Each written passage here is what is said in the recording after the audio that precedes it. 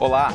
A expectativa de vida da população brasileira vem aumentando nas últimas décadas, causando impacto em setores como a saúde e a previdência social. Estamos caminhando para um perfil demográfico semelhante ao de países desenvolvidos, onde o percentual de idosos na população total ultrapassa os 15%, como é o caso da França, da Inglaterra e do Canadá, por exemplo. Veja nessa animação de Gabriela Quintão, da nossa parceira PUC TV Minas, o quadro que se desenha no país para os próximos anos. O Dia Internacional do Idoso é comemorado desde 1º de outubro de 1991, quando foi instituído no calendário pela Organização das Nações Unidas, a ONU. A data foi criada para sensibilizar a sociedade sobre as questões do envelhecimento e da necessidade de proteger e cuidar da população idosa. De acordo com o IBGE, em 40 anos o número de idosos no Brasil vai triplicar, passando de 19 milhões e 600 mil idosos para 66 milhões e 500 mil em 2050, totalizando 30% da pirâmide etária do país. O número da população idosa, associado à redução do contingente de crianças, implica em mudanças profundas nas políticas públicas de saúde, assistência social e previdência. Pois é, o debate de hoje vai então discutir aqui as principais consequências do envelhecimento da população para as políticas públicas e também a relação entre essa virada na pirâmide etária do país e as discussões em curso na reforma da Previdência. Para essa discussão, contamos aqui com a presença de Sandra Rabelo de Frias, que é membro do Conselho Nacional de Defesa dos Direitos do Idoso, e de Ana Amélia Camarano, que está aqui ao meu lado, pesquisadora da Diretoria de Estudos e Políticas Sociais do Instituto de Pesquisa Econômica Aplicada, o IPEA, e professora da Fundação Getúlio Vargas. Obrigado às duas pela participação, bem-vindas ao debate. Obrigada pelo convite. Bom, primeiramente, quero perguntar a Sandra, o Brasil está se preparando adequadamente para o envelhecimento da população, Sandra? Cristiano, infelizmente não. Do ponto de vista das políticas públicas, a gente até já avançou com a lei do Estatuto do Idoso, algumas outras políticas transversais, mas do poder público a gente ainda até está devendo e a sociedade em si também ainda não reconhece o processo de envelhecimento. Então é necessário que a gente divulgue mais, trabalhe e discuta mais como debates como esse que a gente está aqui vivendo, para que a população possa perceber esse processo de envelhecimento de forma natural e ainda, por cima, tentar garantir direitos que a gente ainda precisa garantir muitos, né? Sem dúvida. Ana Amélia, como bem disse Sandra aqui, tivemos uma série de avanços, né, como o próprio Estatuto do Idoso, que foi uma garantia de direitos. Agora fica o desafio de colocar todos aqueles direitos previstos na prática. De que forma, então, essa mudança no perfil do idoso nas últimas décadas vem refletindo em políticas públicas e na efetivação dessas políticas? Olha, realmente a Sandra tem razão. Nós avançamos muito na legislação de proteção para a população idosa.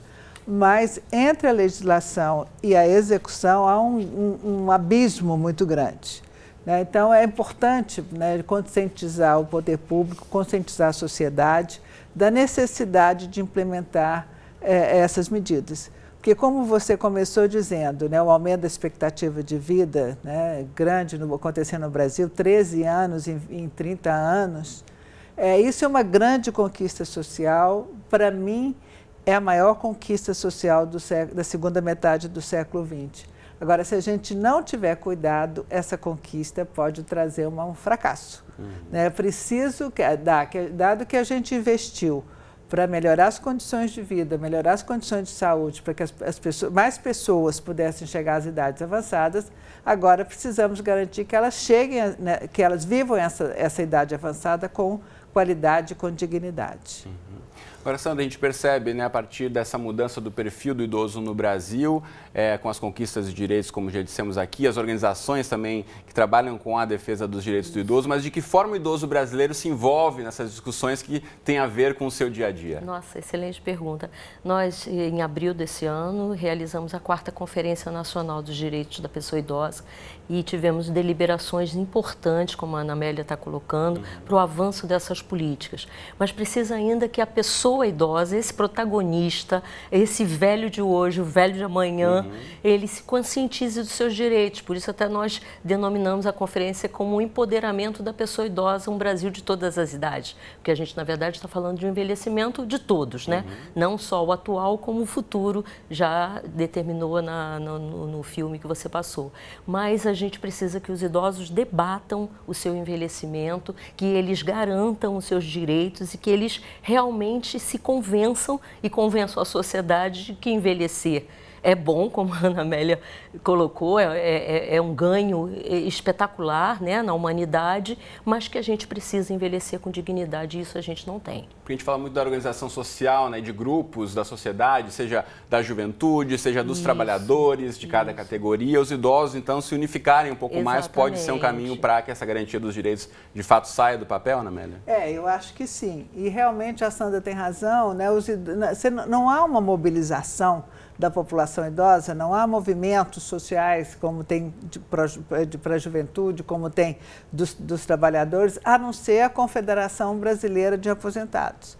Então, a minha impressão, não sei se a Sandra concorda comigo, é que o idoso acha que o seu direito é apenas a aposentadoria. Exatamente. Que o resto é igual de todo mundo, enfim, ele não se vê...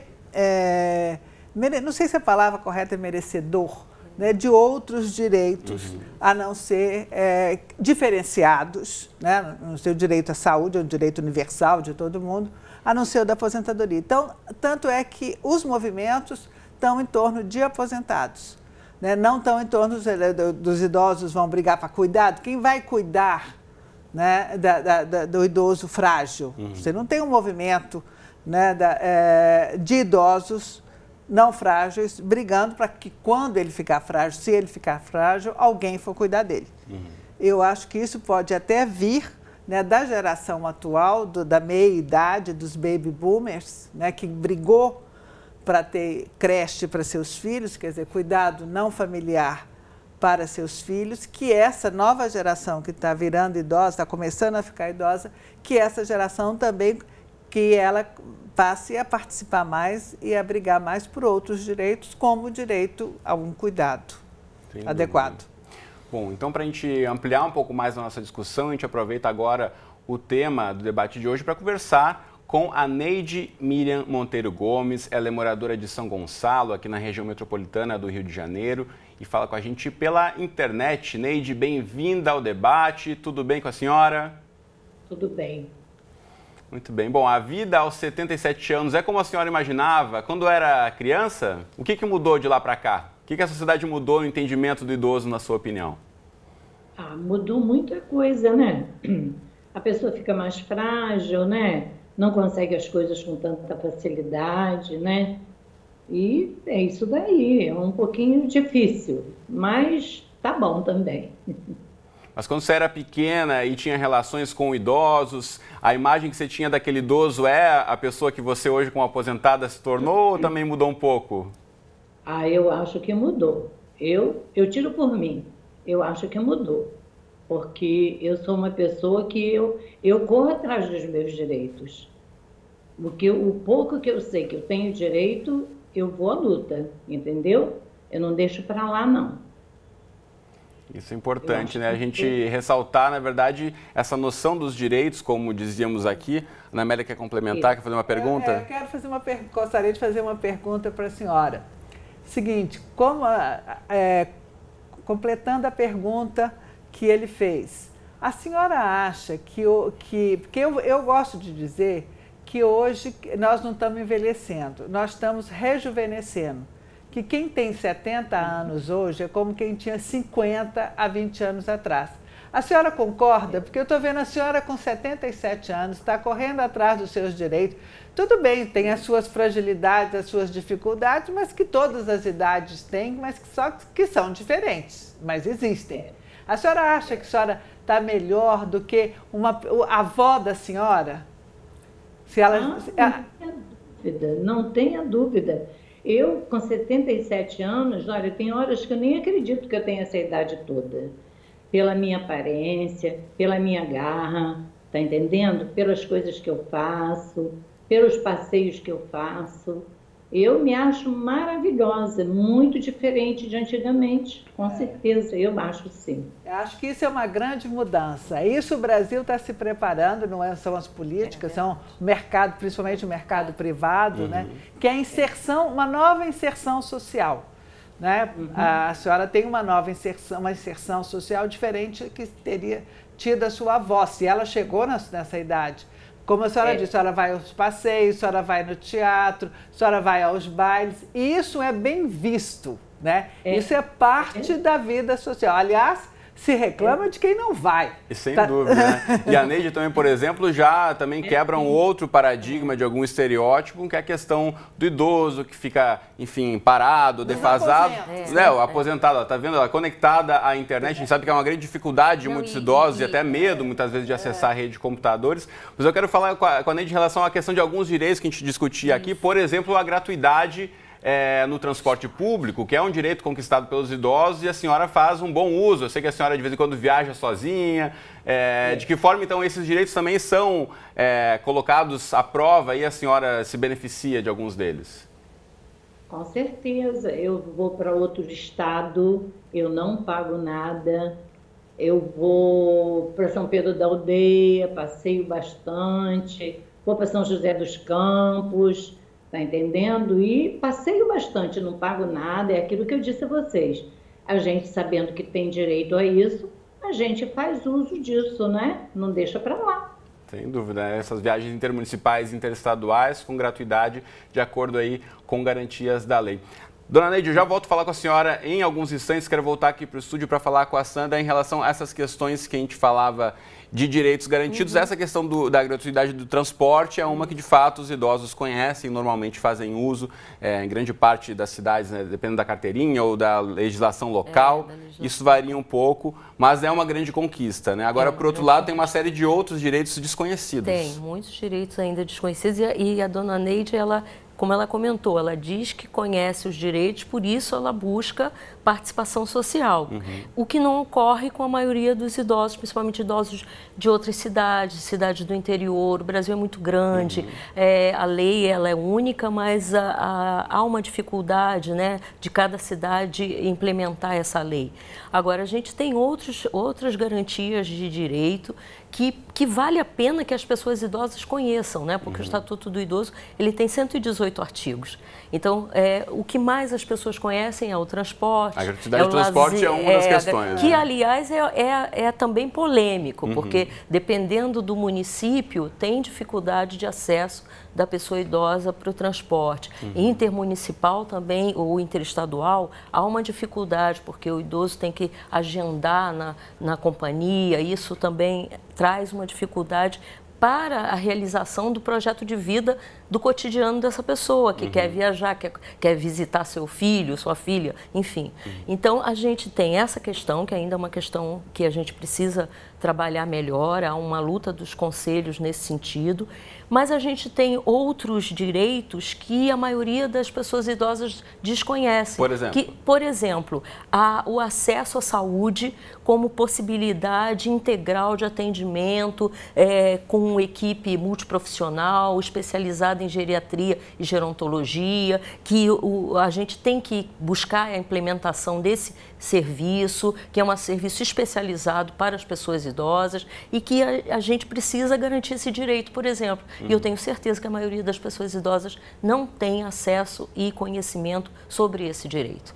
Amélia, antes de repetir com você a questão do acesso à saúde, só voltando ao ponto do transporte, a gente sabe que, inclusive, com essas discussões do aumento da expectativa de vida e as discussões que acompanhamos ao longo dos últimos anos no país em relação ao mesmo acesso ao transporte para a população em geral, houve até quem criticou a questão da gratuidade, não só para os idosos, como para os estudantes, porque, na verdade, o preço fica mais caro para algumas pessoas que pagam para o idoso ter esse benefício. Como é que você acompanha essa discussão e repensar isso, na verdade, né, para quem deve, de fato, ter gratuidade? Essa é uma questão importante. Obrigada por levantá-la, porque o que acontece é o seguinte, não tem almoço de graça. Tá? Aqui no Rio de Janeiro é mais complicado, o município do Rio é mais complicado você ter acesso. Eu estou falando do transporte municipal. Ônibus dentro do Rio de Janeiro. Intramunicipal. Você ter acesso, você tem que ir lá num determinado local, agendar, fazer a sua carteirinha. Senão você não teria acesso ao ônibus. Mas por quê? Agora, isso é uma vantagem. Por que foi feito isso? Isso foi ainda na época do Eduardo Paes, acho que no começo do governo dele, porque as empresas não queriam parar para idosos. Por quê? Porque não paga, as empresas não vão arcar com isso. Então, a prefeitura assumiu esse ônus. Por isso, você tem que ter a carteirinha, porque você passa lá a carteirinha e a empresa vai cobrar da prefeitura. Porque na cabeça do empresário, parar para um passageiro que não vai pagar, ele não está lucrando com isso. Nada. Na visão do mercado, essa seria a explicação. A explicação. Ou então ele repassa no preço, como é o caso de São Paulo. Então, hoje, no município de São Paulo, as passagens custam 8% mais caro por conta da gratuidade, é o chamado subsídio cruzado. Então, um não idoso está pagando aquela passagem do idoso. Isso é complicado por conta dos conflitos intergeracionais. Por que eu vou pagar, entendeu, a sua passagem? A mesma coisa com a meia entrada. Né? A meia entrada, quem arca com o ônus da meia entrada é o produtor do espetáculo, mas ele não arca. Ele repassa para o preço. Ele divide o preço do ingresso para toda a população, de ingressos comuns. Né? Exatamente. Então, isso é muito complicado. E com o envelhecimento, nós fizemos um trabalho lá no IPEA, umas projeções, que, por o caso do município de São Paulo, com o crescimento da população idosa e também estudantes, porque isso inclui idosos e estudantes, daqui a 20 anos a passagem poderá ter vai ter um aumento de 23% no preço da passagem só para compensar as gratuidades.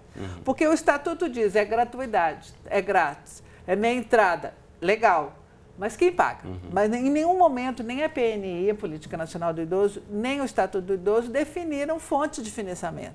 Então ele jogou para a sociedade. É uma questão polêmica, né? Eu quero voltar a chamar a Neide, conversa com a gente, aposentada aqui na região metropolitana do Rio, de São Gonçalo, para a gente falar da questão importantíssima que preocupa a todos os idosos, na verdade a toda a população, mas a gente sabe da questão que preocupa principalmente aos idosos, que é o acesso à saúde. Bom, Neide, a gente sabe que você, como muitas mulheres brasileiras, ficou responsável por cuidar do marido após uma certa idade, ele acabou adoecendo. E queria saber de você como foi para você a questão ao acesso aos serviços de saúde pública para você e para o seu marido, e principalmente de que forma a família dá esse apoio, como foi esse acesso aos serviços do SUS. Olha, eu sou bem atendida pelas pessoas, consigo fazer meus exames, mas este ano, pela primeira vez, eu tive que pagar 3 exames. Está no posto de saúde até hoje, há 3 exames que eu precisava muito fazer e desde março está para ser autorizado e até agora não autorizou. Pelo então, Sistema Único de Saúde, pelo posto do SUS. Exatamente, pelo SUS, pelo posto de saúde, que é onde eu me trato, que eu não tenho plano de saúde, entendeu? Então, eu tive que pagar esses 3 exames, não só eu, como minha irmã, e acredito eu que muitas pessoas, que da mesma forma que eu não consegui fazer, muitas pessoas também não conseguiram, entendeu? Esses anos todos, eu estou com 77 anos, eu faço todos os meus exames direitinho, durante o ano todo, mas esse ano eu tive que pagar, tá entendendo? E é com dificuldade, porque o dinheiro é pouco, não é muito. Entendeu? E sobre o meu marido, ele teve atendimento no hospital, que ele passou mal, aí eu levei ele teve que ficar internado. Ele ficou internado numa terça-feira e no domingo ele faleceu. Todos os dias eu ia lá no hospital ver meu marido, tá entendendo? Ele estava bem e, de repente, ele teve um infarto agudo, do miocárdio agudo, e veio a falecer. Né? Mas é isso, a gente tem que lutar, é meio difícil, a saúde é um pouco difícil sim, você consegue, mas você tem que correr atrás, passar horas lá sentada, muita gente, não tem conforto nenhum, não tem, entendeu? Todo mundo é gripado, você está ali, você se cuida, mas não tem como você não ficar ali naquele ambiente, entendeu? Não é que você queira ser melhor do que ninguém, mas é horrível mesmo, sinceramente falando, a saúde deixa muito a desejar, muito mesmo. Pois é, essa questão que, como eu disse, preocupa muitos. Sandra, a senhora Neide apresenta a questão de espera, que isso infelizmente é uma realidade. Aqui a gente está, né, numa região metropolitana de uma das maiores cidades do Brasil, que é o Rio de Janeiro, São Gonçalo, aqui pertinho. Imagina em quem está ainda mais no interior, né? Desde o começo do ano até agora não houve aprovação. E isso, na verdade, é um direito garantido, acesso à saúde de qualidade, mas pela Constituição, na verdade, para todos os brasileiros. Né? O acesso à saúde de qualidade e a prioridade também, pro idoso. Que também é garantido no Estatuto do Idoso, né? E aí é que entram os conselhos. Os conselhos, eles servem como a função deles é monitorar o poder público, é acompanhar as políticas públicas. Então, a dona Neide poderia procurar o Conselho de São Gonçalo, que eu até conheço muito bem, os membros do Conselho, são pessoas muito dedicadas à causa, para que ela possa discutir essas deficiências que o poder público de São Gonçalo está provocando para ela, né, e outros idosos com certeza, no sentido do Conselho provocar um debate com o poder público local para que seja trabalhada essa questão da dificuldade de acesso não só à saúde, que é o que a gente está priorizando aqui nesse momento, mas também a prioridade da pessoa idosa no atendimento à saúde. Então, a gente ainda precisa investir mais nesse debate. Volto a dizer, Cristiano, a pessoa idosa deve se manter conectada com a política pública para que realmente se efetive esses direitos. Conhecer os seus direitos, Exato, né? Na verdade, exatamente. Fica aí a provocação para todos os idosos ou parentes de idosos que nos acompanham para colocar ali em algum buscador na internet, Estatuto do Idoso, entra ali, conversa no almoço de fim de semana com a família, com os idosos da família, ó, você sabia que você tem esse direito, e começar a ventilar e a circular exatamente essas informações. Os conselhos locais, perto de cada localidade, eles estiverem nos acompanhando, fica aí essa provocação também. Agora, Ana Amélia, a partir da realidade que a Neide nos apresenta, a gente sabe que tantos outros idosos precisam fazer o que ela fez, né? Ao esperar pelo SUS, a gente sabe que a saúde não espera, tem que juntar ali as poucas economias, pagar um exame pelo sistema privado para poder garantir que, na verdade, não vai eventualmente piorar uma situação de saúde, né? É verdade, isso está ficando cada vez mais comum, inclusive nos planos privados de saúde também. Que muitos até têm restrição de idade, né? Não aceitam mais idosos a partir de tal idade. Tem planos que não aceitam pessoas a partir de certa idade e tem planos que limitam a quantidade de exames que uma determinada pessoa pode fazer. E atualmente tem demorado muito a autorizar exames e exatamente o que a Sandra colocou bem, o idoso ele tem que ter prioridade na saúde, porque ele não pode esperar muito. Ele tem um resto de vida, né? O tempo que lhe sobra, né, é pouco, então ele tem que aproveitar aquele tempo. Por isso, a necessidade de prioridade, não só nos atendimentos de saúde, mas inclusive, por exemplo, em processos judiciais.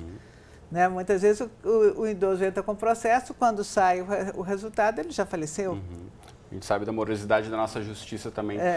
É uma série de questões importantes a serem discutidas aqui. A gente já está quase chegando no final desse bloco. Eu quero voltar a chamar a Neide para perguntar uma questão que a gente sabe que é fundamental nesse momento, que a gente sabe aí da falta do Estado em suprir, em cumprir essa série de compromissos com a pessoa idosa. De que forma a família acaba suprindo um pouco na verdade, essa falta do Estado aí na assistência ao idoso? Neide, no seu caso, de que forma a sua família acompanha a senhora? Olha, a minha família no caso, se eu precisar ir assim, meu filho, meu neto, se eu precisar assim um lugar mais longe, que tenha que levantar muito cedo, que você sabe que hoje em dia é muito perigoso, e hoje em dia também, assim, vamos dizer, 4 e pouca da manhã, 5 horas, você não tem assim uma condução uma atrás da outra, não dá para ficar. Então, meu filho me leva de carro, tá entendendo? Eu já precisei me internar para operar. Meu filho me levou de carro, meu neto foi me buscar de táxi, entendeu? nessas coisas são muito prestimosos, está entendendo?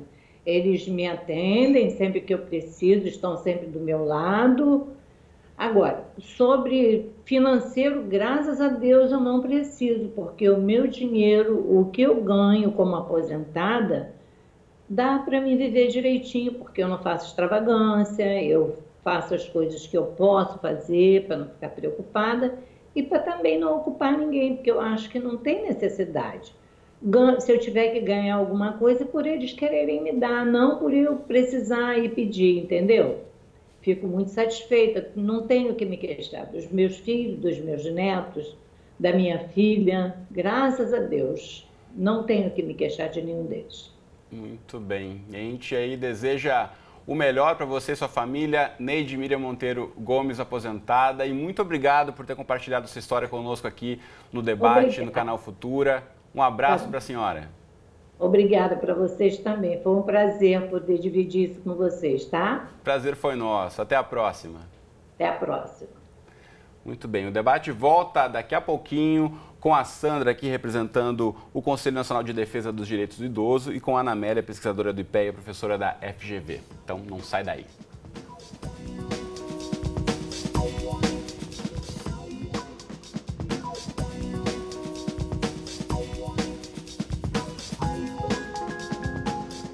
Muito bem, o debate está de volta e no programa de hoje estamos discutindo como o envelhecimento da população brasileira deve influenciar as políticas públicas em diferentes áreas. Quem conversa com a gente hoje aqui no estúdio é Sandra Rabelo de Frias, presidente do Conselho Estadual de Defesa dos Direitos da Pessoa Idosa. E também conosco, aqui no estúdio, Ana Amélia Camarano, pesquisadora da Diretoria de Estudos e Políticas Sociais do Instituto de Pesquisa Econômica Aplicada, o IPEA, e professora da Fundação Getúlio Vargas.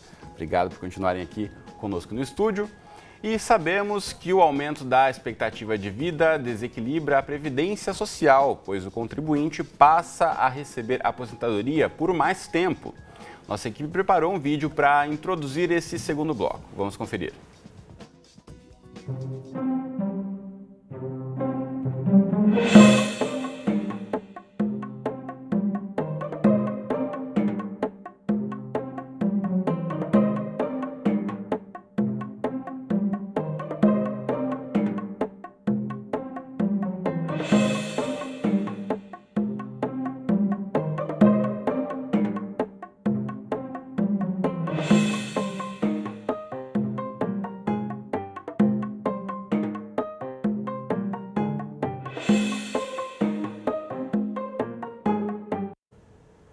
Pois é, essa é a pergunta, né? O Brasil vai dar conta dessa conta da Previdência Social? Quero começar ouvindo você, Ana Amélia. De que forma você acompanha essa discussão e a gente tem visto aí a pressa do atual governo em aprovar a reforma da Previdência?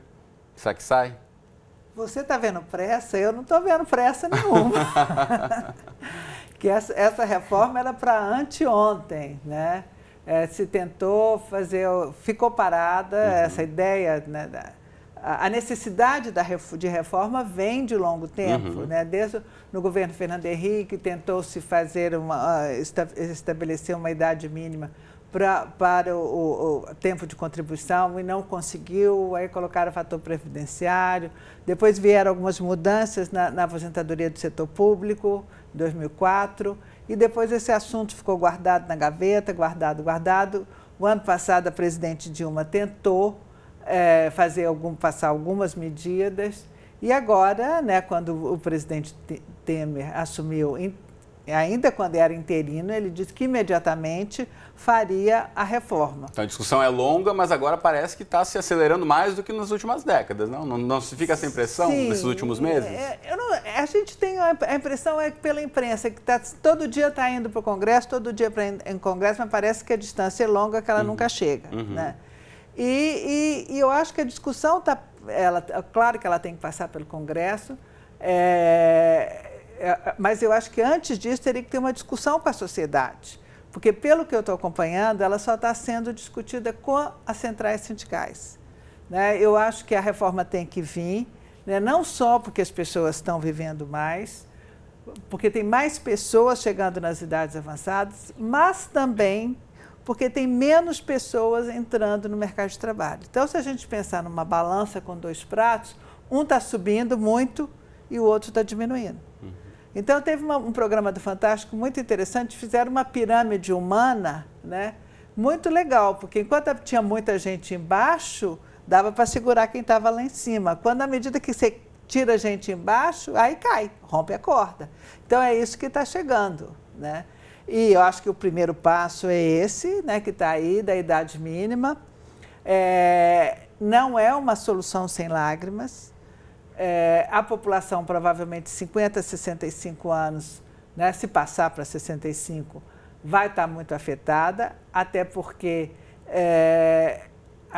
as condições de empregabilidade do trabalhador mais velho não são muito boas. Né? Ainda existe muito preconceito em relação ao trabalho da pessoa mais velha, por parte do empregador, porque ele falta muito por morbidades, porque ele não consegue acompanhar as mudanças tecnológicas.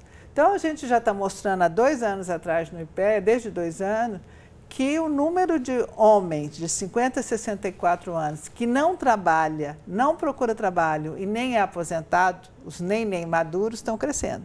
Então, isso... Fala-se tanto dos nem jovens, né? Então essa população entre os idosos também tem aumentado. Entre os maduros. E isso provavelmente é fruto do preconceito. Então, a reforma tem que trazer junto, como eu falei, que não é uma solução sem lágrimas, mas ela tem que trazer um pacote amortecedor, que seja para ter medidas que garantam a empregabilidade desse trabalhador mais velho, já que ele vai ter que ficar até mais tempo na ativa. Sem dúvida. Como dissemos aqui, essa conta precisa ser refeita, repensada, rediscutida. Agora eu quero saber da Sandra de que forma os conselhos, os idosos da nossa população têm participado dessa discussão ou não? Ainda não, só apenas nos sindicatos, né? Como a Ana disse, a COBAP faz um trabalho de debate com o segmento de aposentados, apenas no segmento aposentados, a gente precisa ampliar esse debate. E como a Ana, eu também sou a favor de um debate amplo com a sociedade, porque a gente precisa abrir essa caixa preta, né? E os idosos precisam entender o que está acontecendo, tanto eles quanto a sociedade como um todo, né? E a gente ainda não tem isso. As especulações são muitas, né? Discussões de reformas, possibilidades. Mesmo, e as dúvidas maiores ainda, né? E a gente tem nesse equilíbrio aí que a Ana citou, a questão do jovem não poder ingressar ou ter dificuldade de ingressar no mercado. É aquela velha frase, você tem experiência? E é claro que ele não tem. Então, se ele não tem, como ele vai ter acesso a esse mercado de trabalho? E é preciso que todos pensem na possibilidade de acesso dos mais jovens, na garantia desse direito do trabalho na maturidade para os mais velhos, que está contemplado no Estatuto do Idoso, né?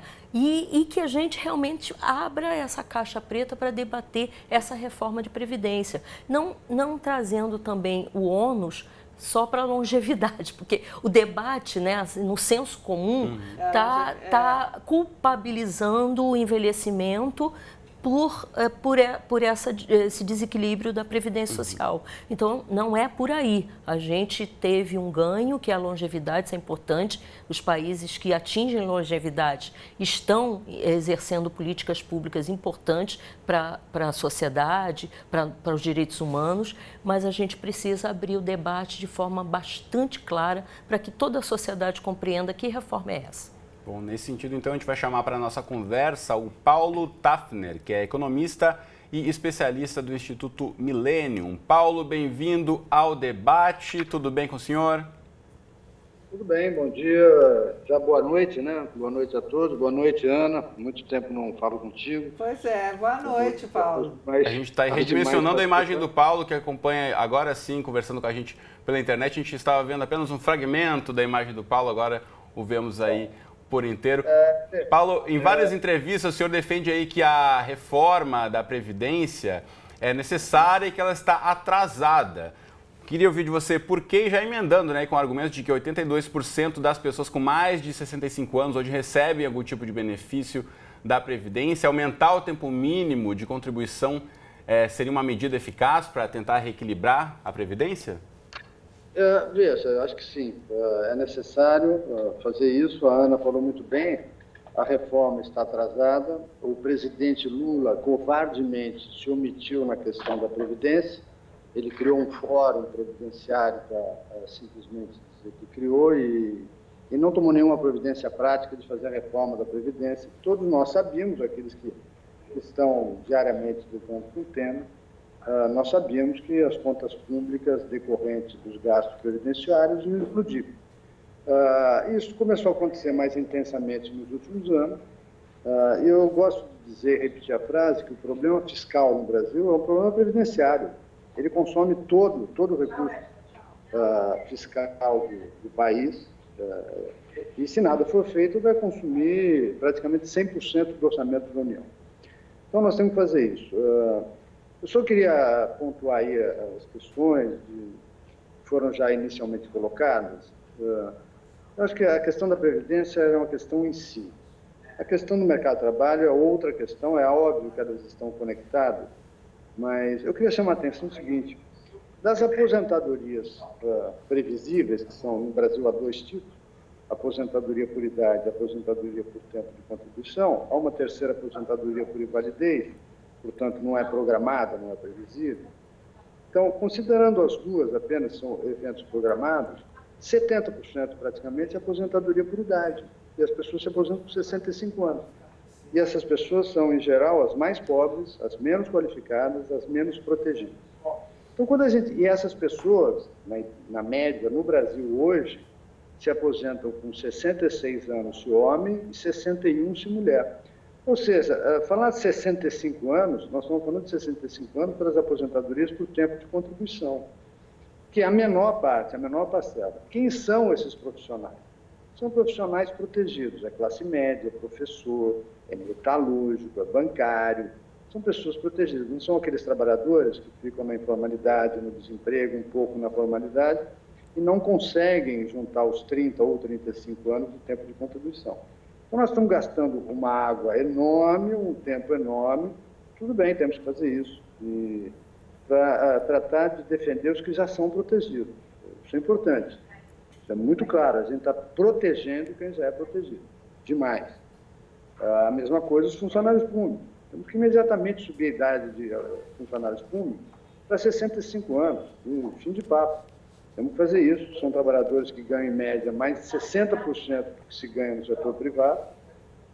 São profissionais que têm estabilidade, são profissionais que têm o maior privilégio que um trabalhador pode ter, que é a garantia do emprego mesmo em momentos de crise. Então, temos que fazer isso, fazer os ajustes. Por quê?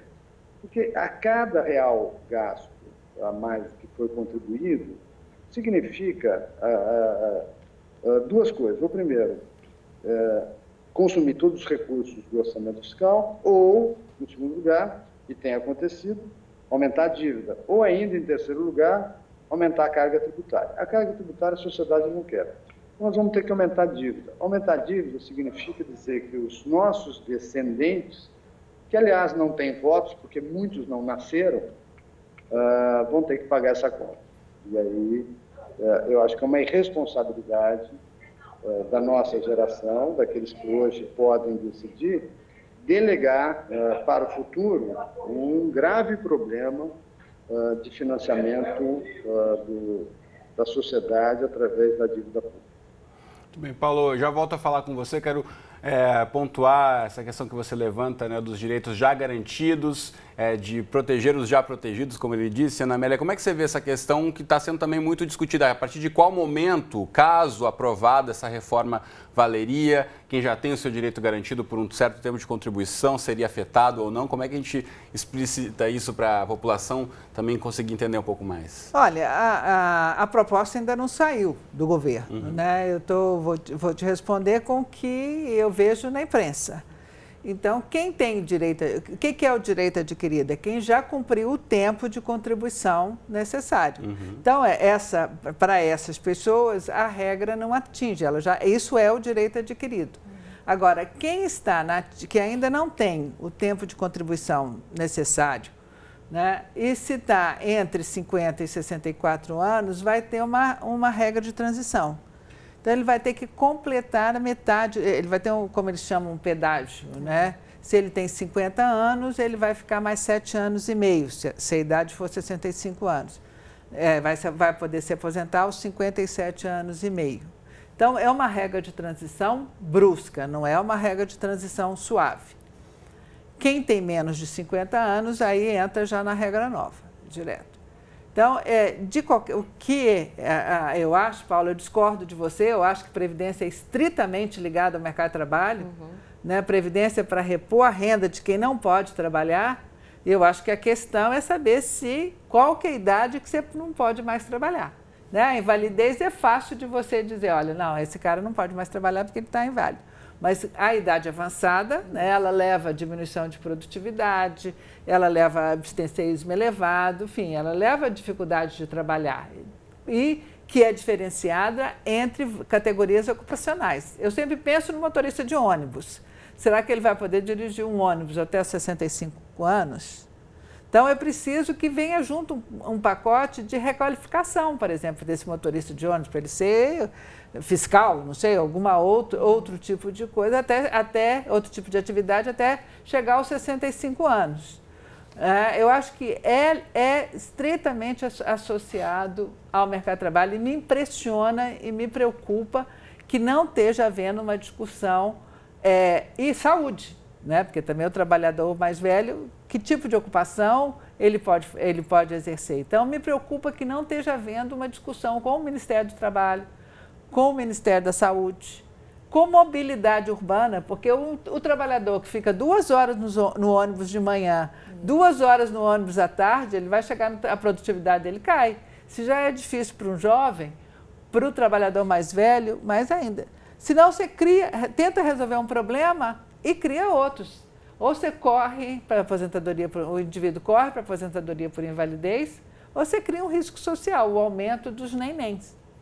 A gente tem acompanhado também um movimento nesse sentido, que é os casos de desaposentadoria, né, das pessoas que se aposentam e depois continuam a contribuir. Como é que você, frente aos conselhos, tem acompanhado esse movimento? Muitos idosos voltando a trabalhar, voltando a contribuir após já ter conquistado aí o tal do direito que todo mundo por muitos anos sonhava, né? O brasileiro sonhando aí com a aposentadoria, depois de um tempo volta a trabalhar e a contribuir. É exatamente o que você disse. Hoje os idosos não têm recursos para manter esse envelhecimento, né? Porque ao aposentar o teto cai e eles não conseguem pagar plano de saúde, comprar medicamentos, uma alimentação, o aluguel da residência, enfim. Eles voltam ao mercado de trabalho e voltam no mercado de trabalho precarizados. Isso é bom destacar.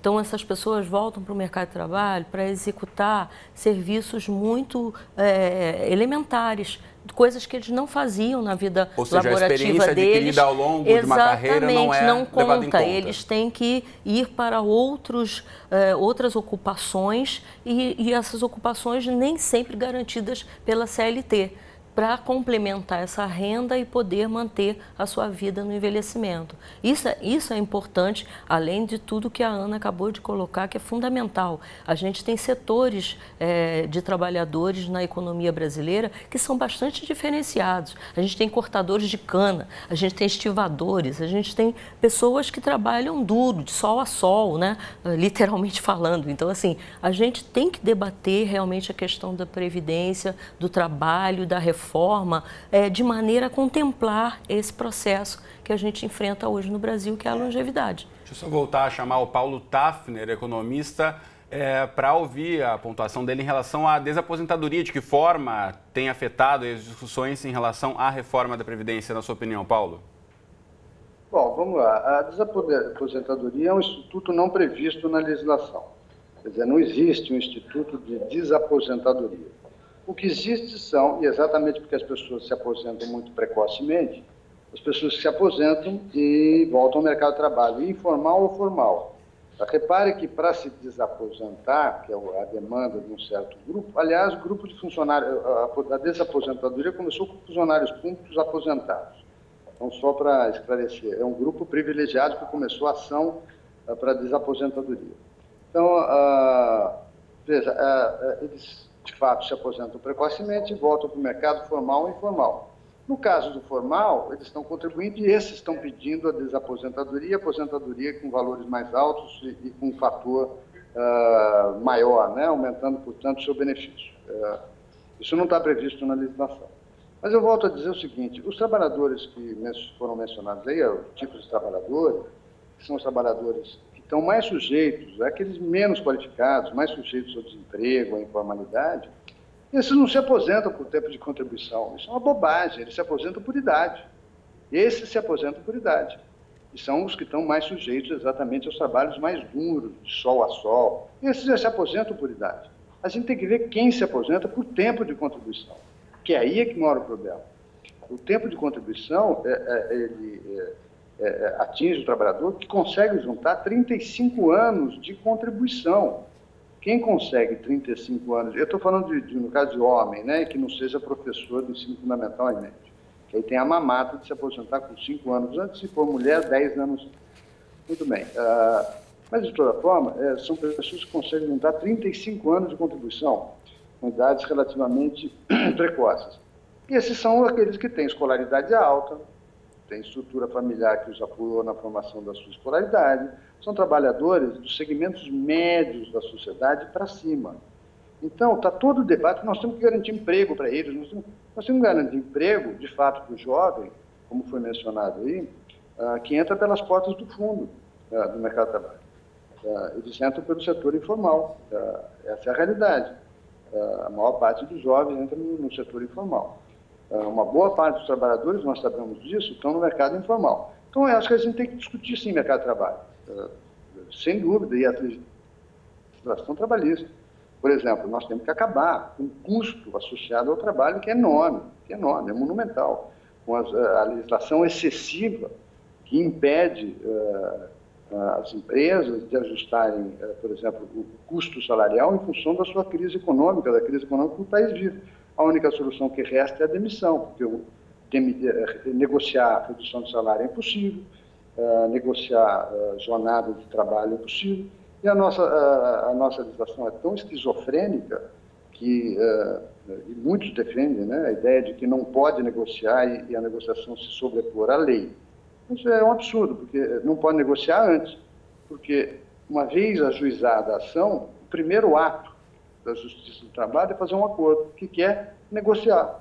Ora, mas por que nós vamos jogar a negociação para depois do litígio? Vamos deixar a negociação para antes do litígio. As partes negociam, uma vez negociado, se sobrepõe à legislação, sendo que alguns itens da legislação não podem ser negociados. Por exemplo, o 13º, as férias, coisas do tipo. Agora, há uma série de itens da legislação trabalhista que podem ser mudados. E que não tem nada a ver com a Previdência, não. Tem a ver com o mercado de trabalho, a disfuncionalidade do mercado de trabalho do país. E essa é uma das razões pelas quais o desemprego no Brasil é alto para jovens. Porque o custo associado ao jovem é muito alto, tendo em vista que ele ainda está numa fase de experimentação do mercado de trabalho. É como o jovem começa a namorar, ele muda aqui, troca ali, vai o menino troca o rapaz troca o menino, enfim, é experimentação, faz parte. Então, o custo associado a ele, as regras, as coisas, é uma hiperproteção que fazia sentido na década de 30, na década de 40, quando o mercado de trabalho no Brasil estava se estruturando. A mesma coisa nós estamos patinando na terceirização, que é patina, não resolve. A justiça começa a legislar erradamente, porque ela não tem competência para legislar.